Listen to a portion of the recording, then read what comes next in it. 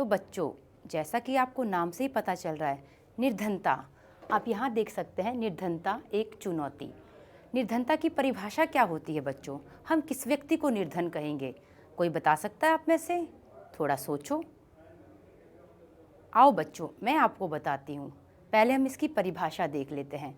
बच्चों, परिभाषा देखिए, एक ऐसी दशा जिसमें व्यक्ति अपनी मूलभूत आवश्यकताओं, रोटी, कपड़ा और मकान को पूरा कर पाने में असमर्थ होता है। तो बच्चों, निर्धन व्यक्ति हम किसे कहेंगे? जो अपनी मूलभूत आवश्यकताएं जैसे रोटी होती है, कपड़ा होता है और मकान, इनको पूरा नहीं कर पाता है, हम उस व्यक्ति को निर्धन कहेंगे। तो बच्चों, हम सड़कों पर कई लोगों को देखते हैं जो अपनी मूलभूत आवश्यकताओं की पूर्ति के लिए सड़कों पर लोगों से भीख भी मांगते दिखाई देते हैं। तो बच्चों, हम उनको निर्धन कहते हैं। आओ बच्चों, आगे मैं आपको बताती हूँ निर्धनता से संबंधित मुद्दे। निर्धनता से संबंधित हमारे पास 6 मुद्दे हैं। पहला, भूमिहीनता। दूसरा, बेरोजगारी। तीसरा, परिवार का आकार। चौथा, निरक्षरता। पांचवा, खराब स्वास्थ्य। और छठा, बाल श्रम। तो बच्चों, निर्धनता से जो जुड़ा हुआ पहला मुद्दा है वो है भूमिहीनता। ज़्यादातर ग्रामीण क्षेत्र में हम ऐसा मानते हैं कि जिनके पास भूमि नहीं होती है उसे हम निर्धन कहते हैं। दूसरा है हमारा बेरोजगारी। जिनके पास काम नहीं होता है, जो कोई श्रम नहीं करते हैं, वो हमेशा ही निर्धनता का जीवन व्यतीत करते हैं। तो बेरोजगारी निर्धनता से जुड़ा हुआ दूसरा मुद्दा है। तीसरा, परिवार का आकार। जिनके घरों में परिवार का आकार बड़ा है, उनके घरों में निर्धनता ज़्यादा देखने को मिलती है। इसीलिए कहा जाता है छोटा परिवार सुखी परिवार। अगला मुद्दा है निरक्षरता। जो लोग पढ़े लिखे नहीं होते हैं, निरक्षर रह जाते हैं, उनको भी निर्धनता का सामना करना पड़ता है। इसीलिए कहा जाता है कि खूब पढ़ो, आगे बढ़ो, ताकि कोई भी बच्चा पीछे ना रहे और अपने जीवन में सफल रहे। अब है बच्चों खराब स्वास्थ्य। जो कुपोषित होते हैं, जिनका स्वास्थ्य ठीक नहीं होता है, वो बच्चा या वो लोग ठीक से पढ़ाई भी नहीं कर पाते और ठीक से काम भी नहीं कर पाते। तो जब आप ठीक से पढ़ाई नहीं कर पाओगे, ठीक से काम नहीं कर पाओगे, तो आपके जीवन में निर्धनता का सामना होगा।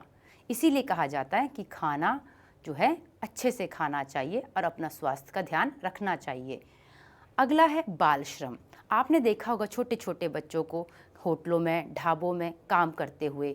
तो बेटा, जो बाल श्रम है, अगर बच्चा पढ़ाई की उम्र में ये काम करेगा तो वो पढ़ाई कैसे करेगा, और जब वो पढ़ाई नहीं कर पाएगा तो वो अपनी ज़िंदगी में सफल कैसे होगा और वो निर्धनता का जीवन व्यतीत करेगा।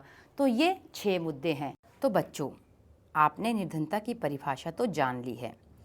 आओ अब हम निर्धनता के 2 विशिष्ट मामले देखें। पहला शहरी निर्धनता और दूसरा ग्रामीण निर्धनता। तो बच्चों, मैं आपको एक छोटी सी कहानी सुनाने वाली हूँ इन दोनों ही मामलों के लिए। तो पहला हम सुनेंगे शहरी निर्धनता। 33 वर्षीय राम सरन झारखंड के रांची में गेहूं के आटे की मिल में दैनिक श्रमिक के रूप में कार्य करता है। उसे कभी रोजगार मिलता है तो वे महीने में लगभग 1500 रुपये कमा लेता है।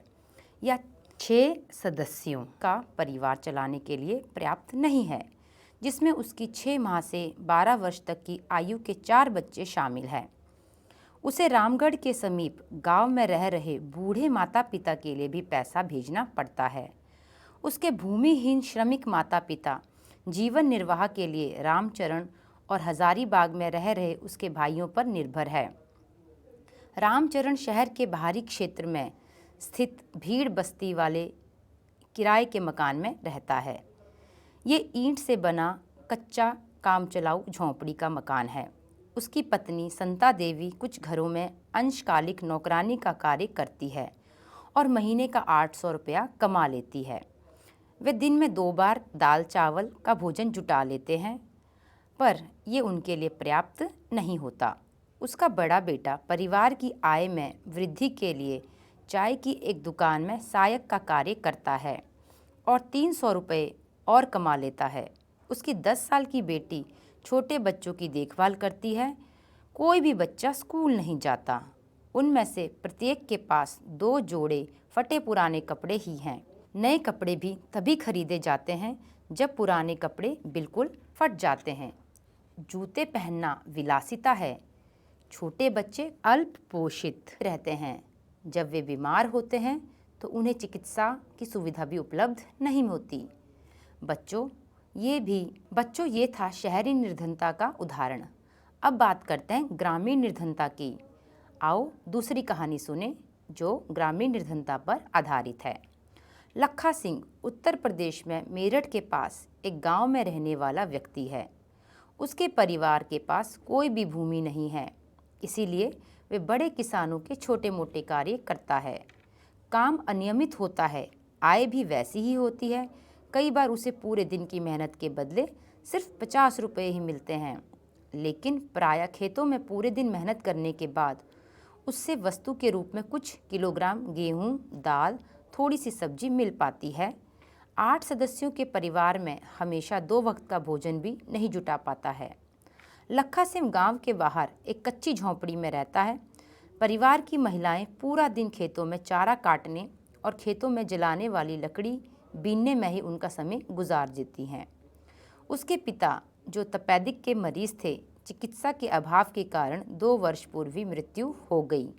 उसकी मां अब उसी बीमारी से ग्रस्त है और उनका जीवन भी धीरे धीरे क्षीण हो रहा है। गांव में प्राथमिक विद्यालय है, लखा वहां भी नहीं गया। 10 वर्ष की उम्र में ही उसे काम शुरू करना पड़ा। नए कपड़े खरीदना वर्षों में ही संभव हो पाता है। यहाँ तक कि परिवार के लिए साबुन और तेल भी एक विलासिता है। तो बच्चों, आप यहाँ देख सकते हैं कि इन 2 उदाहरणों के द्वारा हमें 2 प्रकार की निर्धनता, शहरी निर्धनता व ग्रामीण निर्धनता का पता चलता है। आओ बच्चों, हम पाठ को आगे बढ़ाएं।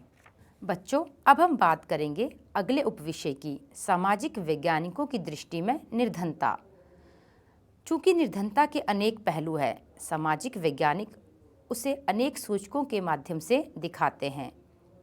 सामान्यतः प्रयोग में किए जाने वाले जो सूचक हैं वो पहला है आय और उपभोग, दूसरा निरक्षरता स्तर, तीसरा कुपोषण के कारण रोग प्रतिरोधी क्षमता की कमी, चौथा स्वास्थ्य सेवाओं की कमी, पांचवा रोजगार की कमी, छठा सुरक्षित पेयजल एवं स्वच्छता तक पहुंच की कमी आदि जैसे अन्य सामाजिक सूचक के माध्यम से भी हम देख सकते हैं कि निर्धनता जो है उसके कितने पहलू हैं। आओ बच्चों, अब हम बात करते हैं सामाजिक अपवर्जन की। सामाजिक अपवर्जन क्या होता है बच्चों? निर्धनों को बेहतर माहौल और अच्छे वातावरण में रहने वाले संपन्न लोगों की सामाजिक समता से अपवर्जित रहकर केवल निकृष्ट वातावरण में दूसरे निर्धनों के साथ रहना पड़ता है। इसे ही सामाजिक अपवर्जन कहा जाता है। सामान्य अर्थ में सामाजिक अपवर्जन निर्धनता का एक कारण और परिणाम दोनों हो सकते हैं। मोटे तौर पर एक प्रक्रिया है जिसके माध्यम से व्यक्ति या समूह उन सुविधाओं, लाभों और अवसरों से अपरिवर्जित रहते हैं जिनका उपयोग दूसरे करते हैं। इसका एक विशिष्ट उदाहरण भारत में जाति व्यवस्था की कार्यशैली है, जिसमें कुछ जातियों के लोगों को समान अवसरों से अपवर्जित रखा जाता है। इस प्रकार सामाजिक अपवर्जन लोगों की आय ही बहुत कम नहीं करता, बल्कि ये इससे भी कहीं अधिक क्षति पहुंचा सकता है। दूसरा है असुरक्षा। निर्धनता के प्रति असुरक्षा एक माप है जो कुछ विशेष समुदाय जैसे पिछड़ी जाति के सदस्य या कोई विधवा या शारीरिक रूप से विकलांग व्यक्ति के भावी वर्षों में निर्धन होने या निर्धन बने रहने की अधिक संभावना जताते हैं। इसके अलावा इसका विश्लेषण प्राकृतिक आपदाएं, भूकंप, सुनामी, आतंकवादी मामलों में इन समूह के समक्ष विद्यमान बड़े जोखिमों के आधार पर किया जाता है। अतिरिक्त विश्लेषण इन जोखिमों से निपटने की उनकी सामाजिक और आर्थिक क्षमता के आधार पर किया जाता है। वास्तव में जब सभी लोगों के लिए बुरा समय आता है, चाहे कोई बाढ़ हो या भूकंप, नौकरियों की उपलब्धता में कमी, दूसरे लोगों की तुलना में अधिक प्रभावित होने की संभावना का निरूपण असुरक्षा है।